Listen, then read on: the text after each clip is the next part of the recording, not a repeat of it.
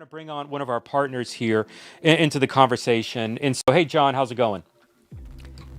Hey, it's good. Good. How are you this Good. morning? Doing Good, man. great. I think we are, what are we? We're an hour and a half into this thing, and I haven't said anything too stupid at this point. Hey. And so we're hoping that's going to stick all the way through. Time will tell. But John is with Reliant, one of the missions organizations that the Church Digital partners with. And essentially what Reliant does is it provide, well, you know what, John, you say it much more eloquent than I will. Talk to us as my dog barks.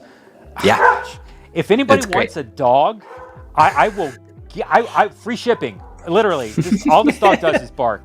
And the my neighbor behind me has this big crane out, and he's like cutting down trees, which is great. I love that, but bad timing. All the noise. Anyway, Yes, I'm gonna mute because the dog's nuts. John, tell that's us a little perfect. bit about Reliant and what Reliant does in partnering with TCD. Yeah, absolutely. Yeah, so I sound checked myself a little bit, but y'all let me know if my gain is too high or we're sounding all right. Sweet. You're great. Yeah, so Reliant and Reliant, what we get to do is we get to make more ministry possible. That's what we partner with folks to help them make more ministry possible. We want to help them make that possible. And the way that we do that is by helping both to train and coach people on how to raise funding like a missionary would, as well as then handle all the logistics of employment and taxes and payroll and healthcare, all that sort of stuff on the back end. And so train and coach people to raise sustainable support and to do the thing that God is calling them to do, and then take care of all the administrative, drag on the back end of that so that they don't have to do that. And that's what we do. Yeah, I'll be honest. I didn't know Reliant existed until about 3 months ago. And I was looking at all these digital missionaries that were all fundraising. And like even myself, just a confession, I didn't have health insurance at a personal level for a decade of my life. I don't know. Yeah. I resigned from the physical church in 2018, and I've been pretty much self-employed since then. Entrepreneur, running my own business, solopreneur, organization, stuff like here. But and my wife was a part-time school teacher the majority of the time, and so we had Obamacare, which we did for the kids, but we didn't have healthcare solutions, and so we've got all these. And I've had a lot of health issues, and I'm recognizing, hey, a lot of these missionaries, they need health insurance, but in addition to that, they need the ability to fundraise, to get funding, the opportunity to, and some of them, they don't have the nonprofits, the 501c3, they don't have that structure in place. And so we came alongside Reliant and starting to offer that out. And so we're already onboarding a number of our missionaries that operate globally as well as domestically. And one of the things that I've loved about John is his understanding of missionary fundraising, individual fundraising, and heading into that. John, why don't you tell us a little bit about maybe some of the nuances of missionary fundraising? What does it look like? What should a missionary do in fundraising? And what are some of the challenges they'll face in fundraising individually? Yeah, absolutely. No, that's great. Just stop me if I get going, because I could go on any of those things that you just said for a long time. But basically, a lot of what we talk about, and a lot of my heart, especially when we train people, so to understand a bit of my story, I raised support to do a residency at a church to learn what it meant to be a pastor, specifically in a young adult context. And then after that, ended up doing a church planting residency. So raise support to learn how to plant a church and helping plant a church and doing the thing. And within that, God invited us and called us into planting ourselves. And so we planted here in Indianapolis, Indiana, and this heart of being a very neighborhood-centric, neighborhood-centered person, a missionary, into the heart of Indianapolis. And I could go on the statistics of why and all these sorts of things, but we came here and we planned to do that, and we raised support to do that. And when we talk about raising support like a missionary, raising those funds and what that looks like, essentially what we're doing is we're joining the long line of the people of God that have been doing this forever, since it, almost since the people of God in this recorded history that we have, that is the Bible in this way in the Word of God, we have this understanding of there has been a set aside people, of people who aren't better than, aren't different than anyone else, aren't doing anything, but they have said, hey, I feel called, or I'm choosing to go and spend this time doing this sort of thing that God is on about. And it would be great if as a community, as a people of God, we came together to do that. Yes, sending this person to do that work, but we do that in joining in together, joining in the work. And we can do that through praying with one another. We can do that in supporting financially. And so this is a lot of, you start back in the Old Testament and Levites and these sorts of things where you have the group of Levites that are coming together to say, hey, who we are as the people of God and what it takes to do that, what it takes to have this sort of priesthood and have this way means that we all give together. We all give into a common pot, a common life together to support these people, among other things. And this is kind of the start of the people of God sharing the resources of God financially to be on and about the work of God.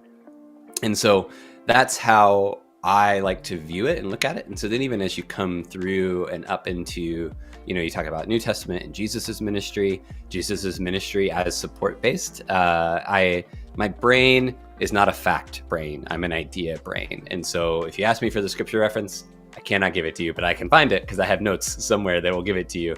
But essentially we have this space where they were doing this, and then that Jesus was traveling, the disciples were traveling with them, as well as these, and it's a list of women who were also traveling.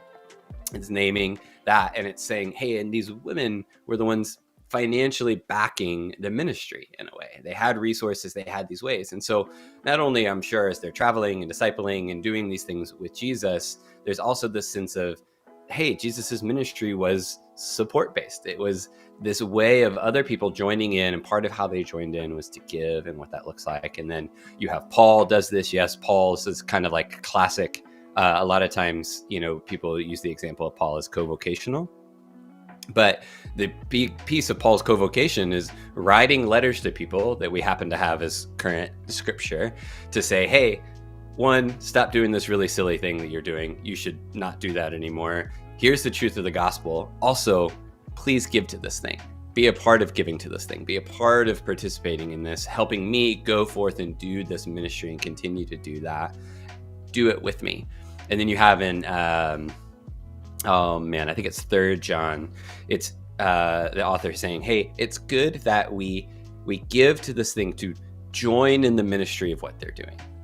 When somebody gives, they're not saying, well, really cool, glad somebody's doing it, send money over there. No, it's joining in. And so all that to say, here's this biblical narrative about what it means to be the people of God, how we share the resource of God, how those things kind of live themselves out. And the act of a certain people, a group of people, a person saying, hey, here's the work that God is calling me to do. Would you join me in that by financially giving to being a part of it?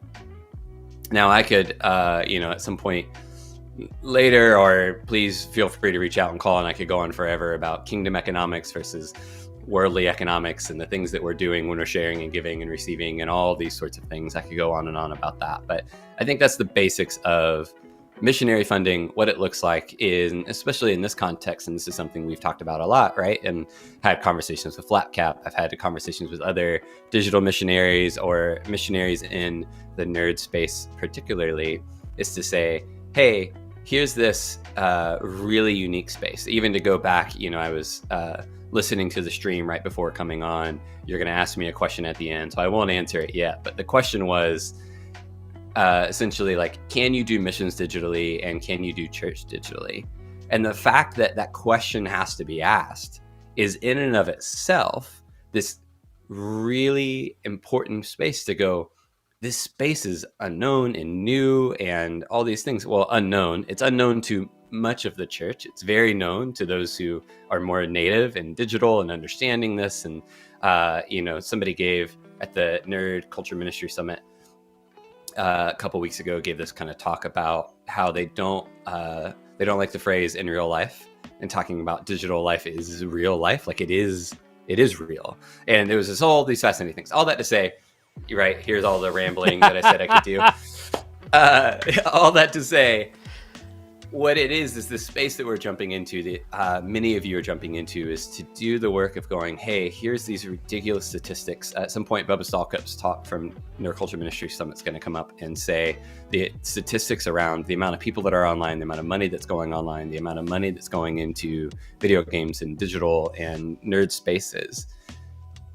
There is so many people and so much need for people to come to know Jesus and the love of Jesus in these spaces, and to have missionaries that have the ability to say and cast vision for, hey, I'm going here. I know you may not get it. You may not understand it. I can help you get it. I can help use language that you can understand. I can use normie language to help you understand this thing that I'm doing. But I'm inviting you to come be a part of it. Come be a part of doing these things. Come be a part of this story, this way of, the relationships that I have online, and I can talk about as a pastor. And a lot of my main ministry is the local church in this kind of local context, but there's online ministry that I'm doing all the time in Discord or in these spaces where, I'm talking with somebody and they're trying to process like a potential divorce and like doing these things, and the way that you're present with them through this like some of my world is crypto NFT stuff. And so like through this silly goat picture that we each own, that then does something to connect us, and then to find a common space and to say like, hey, here's the love of Jesus, being present, being kind, and doing those things, and having space to do that. Digital missionaries, I've digressed 50 times in 3 different ways at least. So that's good. I mean, you went all the way to NFTs. That was an impressive rant. Like Yes. do you stream on Twitch at all? Like, I know you're a nerd. Are you a streamer? Because that was streamer worthy, kind of the navigation through that. Yes, I don't, but I have everything outside of a stream deck, which you don't need to stream, that I would need, and I've thought about it a lot. But that's funny. Alice in the Palace throws in, where was she? And she's in, I guess she's watching on Twitch. Can you pay my rent? Referencing back to earlier. And the answer, Alice, is no. But we can get you partnered and connected with Reliant, and we can help you take steps towards that. Alice, by the way, lives in England. Phenomenal story. I won't get into it now, but of a salvation story. And literally, when people talk to me about wanting to start a church in virtual reality, specifically in like Rec Room, I connect them to Alice. Alice, I wrote in my book on VR, at VR Church, or Churches in VR. I said that Alice is a person of peace in the virtual reality space. Like, just a phenomenal story. Another day, but John, thank you. I'm a church thank you planner. for this. I could talk person of peace all day. Yeah, well, what's interesting is my next guest isn't on yet. So, like, do you have time to stick around? Are you in a hurry to get out of here, or? Nope, I got time. I think we can we can fudge a little bit. Yeah, like, if you got to go, you got to go. I can stream, but you're good. All right, cool. So like, I'm trying to think what else I want to talk about.